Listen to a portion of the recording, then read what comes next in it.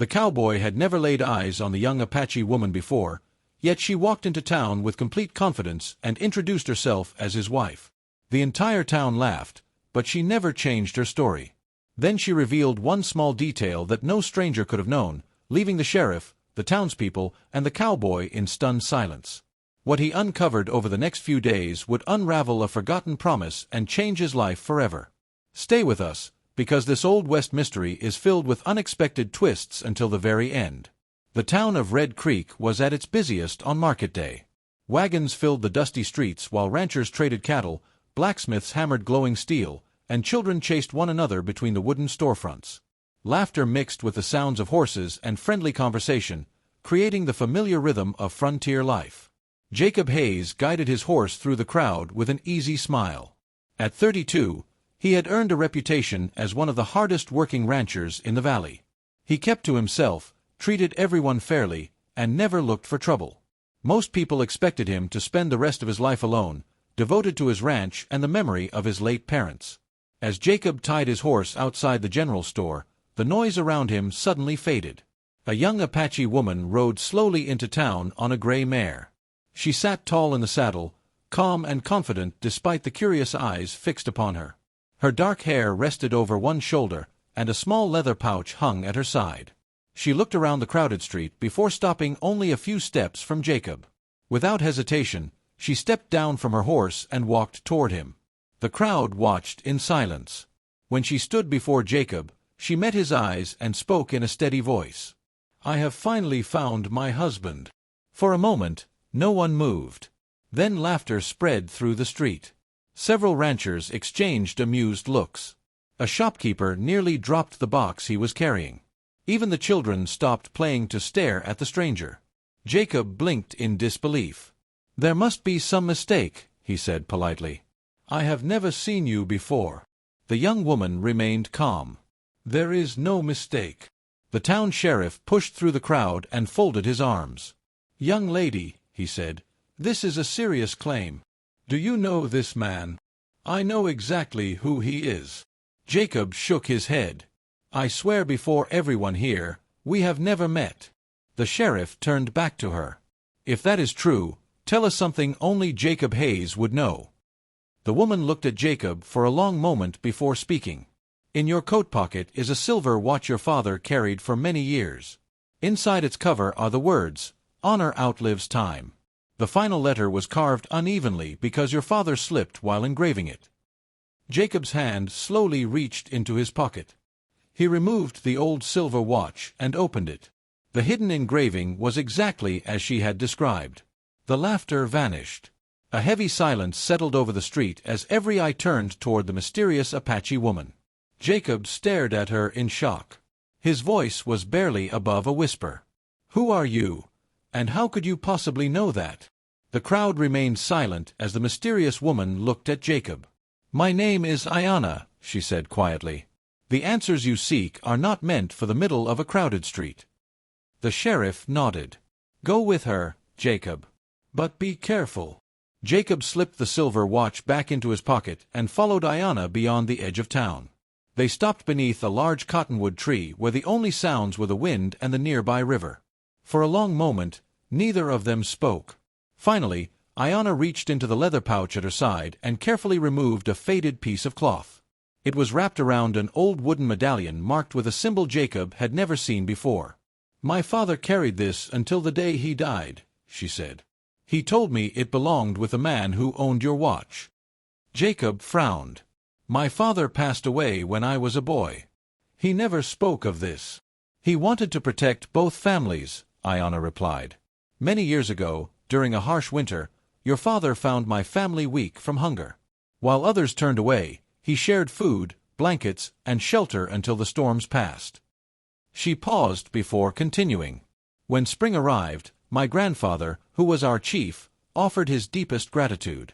The two men made a promise that their families would always protect one another. To seal that promise, they exchanged keepsakes. Your father received the silver watch, and my grandfather kept this medallion." Jacob looked down at the weathered carving in disbelief. "Then why did you tell everyone you were my wife?" Ayanna smiled gently.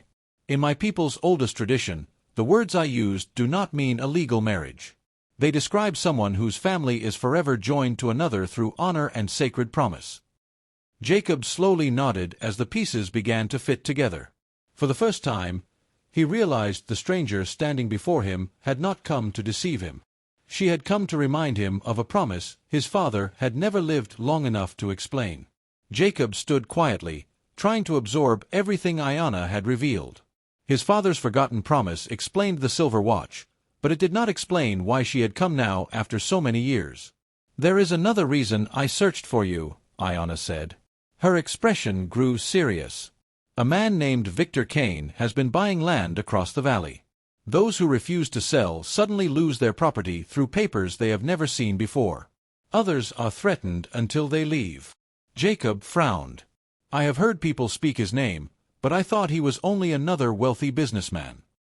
"He is much more dangerous than that," Ayanna replied. "Several Apache families have already lost their homes. Now he wants the land where your ranch stands." Jacob's eyes narrowed. "My ranch has belonged to my family for years. He cannot simply take it." Ayanna reached into her pouch once more and unfolded an old map. "My grandfather kept this hidden. It marks the original boundary agreed upon by your father and our chief. A spring beneath your land provides water for both ranches and our village. Kane knows that whoever controls the spring controls the valley." Before Jacob could answer, the sound of approaching horses echoed through the trees. Ayanna quickly looked toward the trail. "They found us." 3 riders appeared between the tall pines, slowing their horses as they spotted Jacob and Ayanna. The men wore no badges, but the rifles resting across their saddles made their purpose clear. Jacob rested one hand near his belt and quietly stepped in front of Ayanna. Whatever Victor Kane wanted, he was willing to send armed men to get it. The forgotten promise had become far more than a story from the past. It had become the key to protecting everyone's future. Jacob and Ayanna slipped through the forest before the 3 riders could catch them. By nightfall, they reached the sheriff's office with the old map, the wooden medallion, and the silver watch.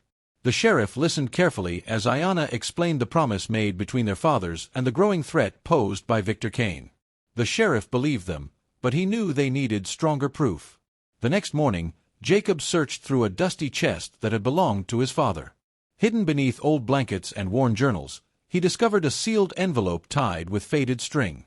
Inside was a handwritten agreement signed by his father and the Apache chief many years earlier. Along with it were detailed records showing the true property lines and the shared spring that belonged to both communities. Word spread quickly, and the sheriff called for a public meeting in the center of town. Victor Kane arrived with a confident smile, certain that no one could challenge him. But as the sheriff read the original agreement aloud, the crowd grew silent. Jacob stepped forward and placed the silver watch beside the wooden medallion for everyone to see. "The promise was real," he said. "And so is the truth." Kane tried to grab the documents, but 2 deputies stopped him before he could destroy them.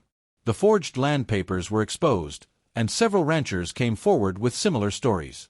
One after another, they confirmed how Kane had threatened them into signing away their property. By the end of the meeting, the sheriff placed Kane under arrest.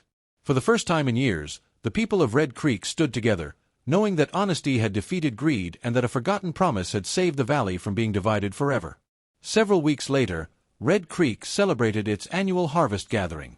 For the first time in many years, ranchers and Apache families stood side by side, sharing food, music, and stories.